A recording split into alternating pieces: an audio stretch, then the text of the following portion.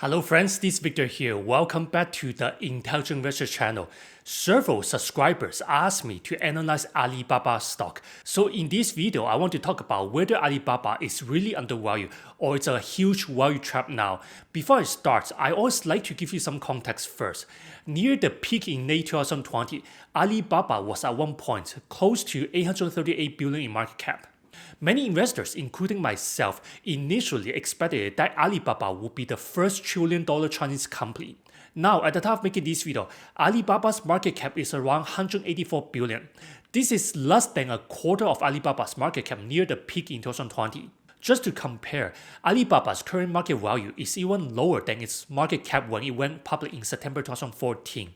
In terms of stock performance, Alibaba has greatly underperformed the S&P 500 by a huge margin since Alibaba went public in September 2014. Obviously, if you're a value investor, you will want to buy great companies when they're substantially undervalued. If you go on Seeking Alpha, you will see that many investors are still very bullish on Alibaba. Many investors believe that Alibaba is still substantially undervalued if you look at Alibaba's financials. Here's an example. If you check Alibaba's financials, you can see Alibaba's revenue, operating income, and free cash flow have been growing consistently for many years. During the same time, Alibaba's stock has been down a lot since the peak in late 2020. More importantly, Alibaba is making more money than before, but its market cap is even lower than what it was when it went public back in 2014.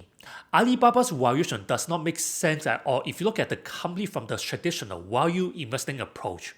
So in this video, I'm going to talk about whether Alibaba stock is really undervalued or it's still a huge value trap. You will learn about Alibaba's biggest risk going forward. Is Alibaba stock deeply undervalued or it's a value trap? And will I buy Alibaba stock? If you like this video, make sure to hit the like button, subscribe, and turn on the notification button. I will continue to make many excellent investing commentary and stock analysis videos a week that will help you become a great investor.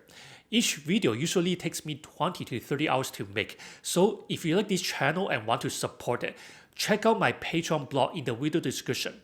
Our goal is to help all our members grow their stock portfolios to over 7 figures over time. Once you become a Patreon member, you can follow all the stocks I'm investing in for the long term and download the latest intrinsic value calculators for all the stocks I'm analyzing. So you will know when a stock becomes undervalued, fairly valued, or overvalued now. Also, you will have access to all my latest stock ratings for all the stocks I'm analyzing. The link is in the video description. Take a look, let's start. Before talking about Alibaba's biggest risk going forward, I want to share with you one of my stock portfolios here.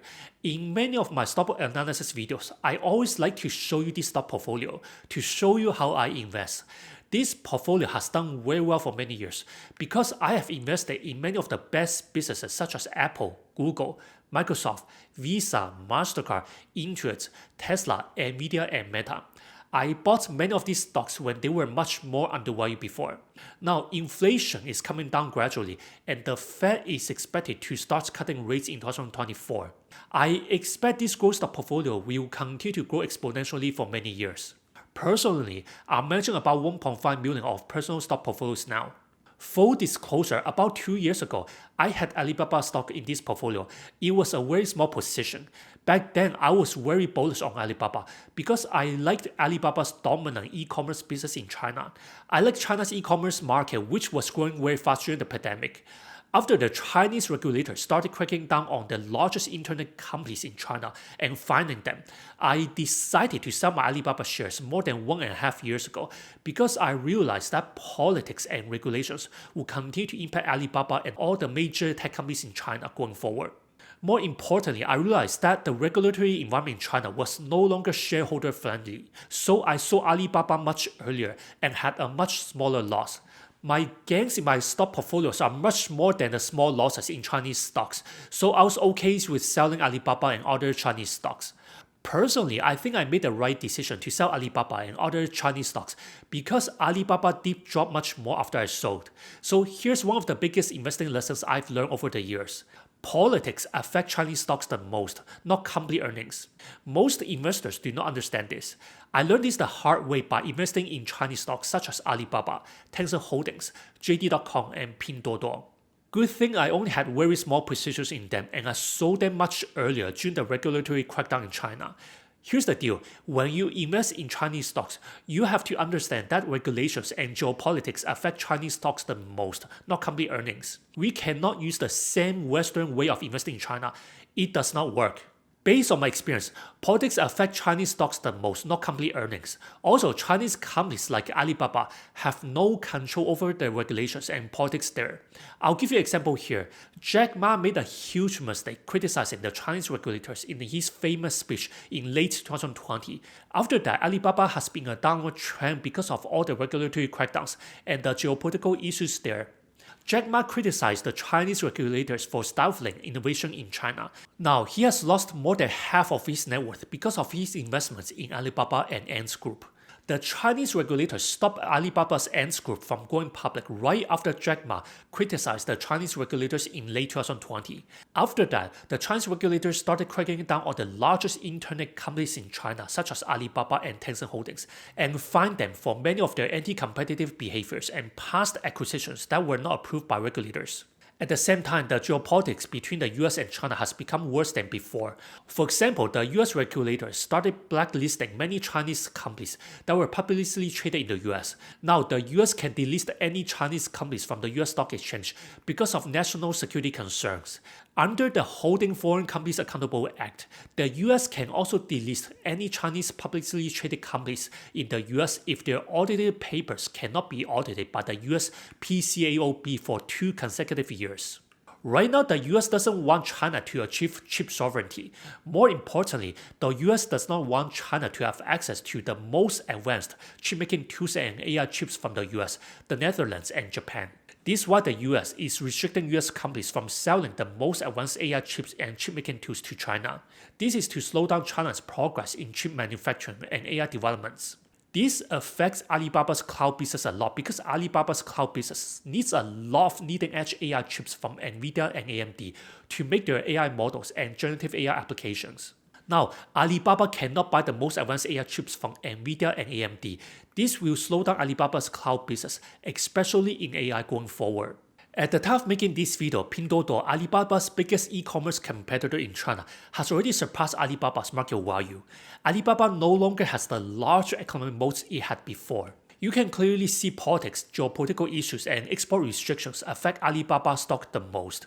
Here's the biggest risk you should be aware of. Right now, I think it's still very risky to invest in Chinese stocks, even if they appear to be very cheap and undervalued compared to US stocks. This is because many large institutional investors and money managers are leaving China. They are continually reducing their investments in China. The biggest issue is that geopolitical risks are affecting Chinese stocks the most right now. The relationship between the US and China will need to get better before institutional investors are willing to invest in China again. At the time of making this video, the Chinese economy is not doing well at all. It's not recovering as fast as what many economists initially forecasted. The Chinese real estate market is in a huge correction. Some of the largest developers in China have already defaulted. Consumers are slowing down their spending in China because they are more concerned about paying down their debt than spending money on discretionary items. This is one of the reasons that Alibaba's sales have slowed down a lot in recent quarters. According to the Wall Street Journal, total net assets in China's equity mutual funds and ETFs have been in a downward trend since the peak in 2021. This shows money managers and investors have been leaving China since the peak in 2021. Here you can see that there are more investors selling their Chinese stocks than buying Chinese stocks in recent months. According to this, you can see more money has been flowing out of Chinese stocks and bonds since 2021.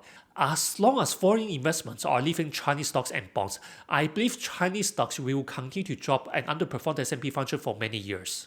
Here's the deal. China needs foreign investments for Chinese stocks to recover. I think large institutional investors and money managers will invest in China again only if the geopolitical tensions between the US and China improve, and only if the Chinese economy improves going forward. This is only my opinion. I don't think the relationship between the US and China will improve anytime soon. So I'm not going to bet on Alibaba and Chinese stocks recovering anytime soon. Even if they recover, I don't think they can outperform the S&P 500 over the long run, simply because of all the geopolitical issues that affect all these companies in China. So is Alibaba stock undervalued now, or Alibaba stock is still a value trap? If you're a value investor, you will likely believe that Alibaba is greatly undervalued based on these financials here. For example, Alibaba's PE is only around 10 and its forward PE is below 10. This doesn't make sense at all if you only look at Alibaba's financials. Alibaba is much more profitable than before, but its market cap is even lower than what it was when the company went public in 2014. This shows that Alibaba's valuation does not make sense at all. At the time of making this video, Alibaba's market cap is around 185 billion. Just to compare, Alibaba has around 113 billion in cash equivalents, short-term investments, and equity investments. Alibaba only has around 23 billion in borrowings and debts.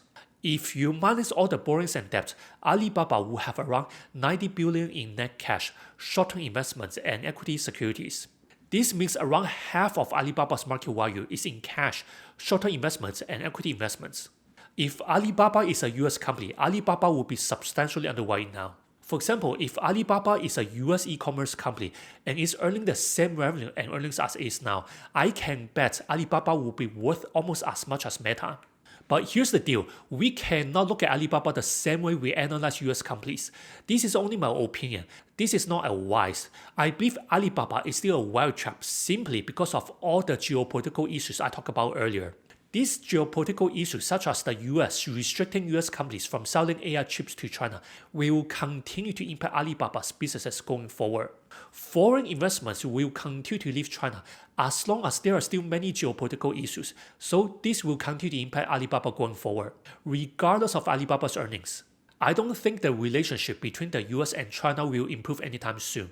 I think most foreign investors and foreign institutional investors have lost confidence in investing in China because of all the geopolitical issues and regulatory crackdowns, so it will be very hard for them to trust and invest in China again going forward.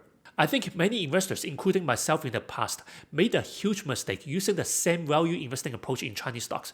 It doesn't work. Based on my experience, Chinese stocks are mainly driven by politics and not by company earnings.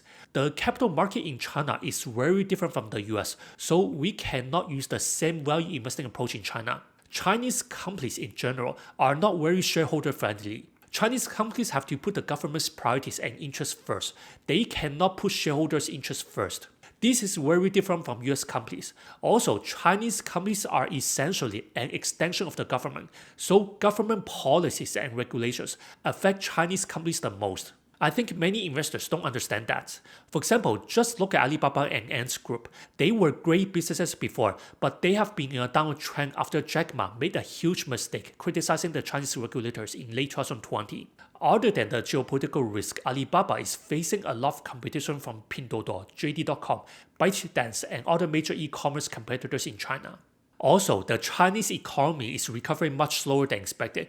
We have to expect Alibaba's growth to be much slower going forward. For example, according to these consensus revenue estimates here, Alibaba's revenue is expected to grow at single-digit rates going forward. This is much slower than the double-digit revenue growth rates Alibaba used to have before. Pinduoduo is Alibaba's biggest competitor in China. Based on what I know, Pinduoduo has captured a lot of market shares from Alibaba in recent years. Pinduoduo tends to offer products that are much cheaper than Alibaba. Chinese customers are very sensitive to prices. They like to buy very cheap products, especially when the economy is recovering much slower than expected. I think Alibaba will continue to have very slow revenue growth going forward. This is because of competition from Pinduoduo and other major e-commerce competitors in China. To turn Alibaba around, Alibaba's management decided to split the company into these 6 major businesses: Chinese e-commerce called Taobao and Tmall Group, Global E-commerce Group, Local Services Group, Cainiao Logistics, Cloud Computing Group, and Media and Entertainment Group. Alibaba believes that splitting the company into these 6 major businesses will allow each business to be much more efficient and much more nimble like Pinduoduo. To unlock more value for shareholders, Alibaba is planning to spin off Cainiao Logistics into a separate public company. This is my opinion and my own prediction. I don't think this strategy will work for Alibaba. I don't think splitting the company into 6 major businesses and spinning off some of its major businesses will help Alibaba recover much faster. I think this is just financial engineering. Here is another issue that's affecting Alibaba now. Alibaba's second most important business is its cloud business. Alibaba decided not to spin off its cloud business because of ongoing AI chip export restrictions and geopolitical issues. These AI chip export restrictions will continue to impact Alibaba's cloud business going forward because Alibaba can no longer buy the most advanced AI chips from Nvidia and AMD. Alibaba will need to use much slower AI chips to develop its large language models and AI services. This from the most recent earnings release. Management said this. In October 2023, the United States expanded its export control rules to further restrict the export to China of advanced computing chips and semiconductor manufacturing equipment. We believe that these new restrictions may materially and adversely affect Cloud Intelligence Group's ability to offer products and services and to perform under existing contracts, thereby negatively affecting our results of operation and financial condition. These new restrictions may also affect our businesses more generally by limiting our ability to upgrade our technological capabilities. The recent expansion of US restrictions on export of advanced computing chips has created uncertainties for the prospects of Cloud Intelligence Group. We believe that a full spin-off of Cloud Intelligence Group may not achieve the intended effect of shareholder value enhancement. Accordingly, we have decided to not proceed with a full spin-off, and instead we will focus on developing a sustainable growth model for Cloud Intelligence Group under the fluid circumstances. So will I buy Alibaba stock? No, I'm not planning to buy Alibaba stock, even if it's greatly undervalued. There are several reasons. First, I think Alibaba is still a value trap, mainly because of all the geopolitical risk I talk about in this video. Geopolitical issues are outside of Alibaba's control. Even if Alibaba recovers, I don't think it can outperform the S&P 500 over the long run. We cannot analyze Alibaba the same way we analyze US companies. Chinese stocks are largely affected by politics and not by company earnings. For Alibaba to recover and reach $838 billion in market cap again, the relationship between the US and China must improve. I don't think this will happen anytime soon. Also, the Chinese economy must improve. Otherwise, if the relationship between the US and China doesn't improve, foreign investors will continue selling their investments in Chinese stocks, regardless of earnings. Now, all these are only my opinions and my analysis based on my research. They are not financial advice. There are always risks associated with investing. You will need to do your own research and do your extra due diligence first before investing in anything. Thank you for watching this video and supporting our channel. This is Victor from the Intelligent Investor channel, and I will see you in the next video.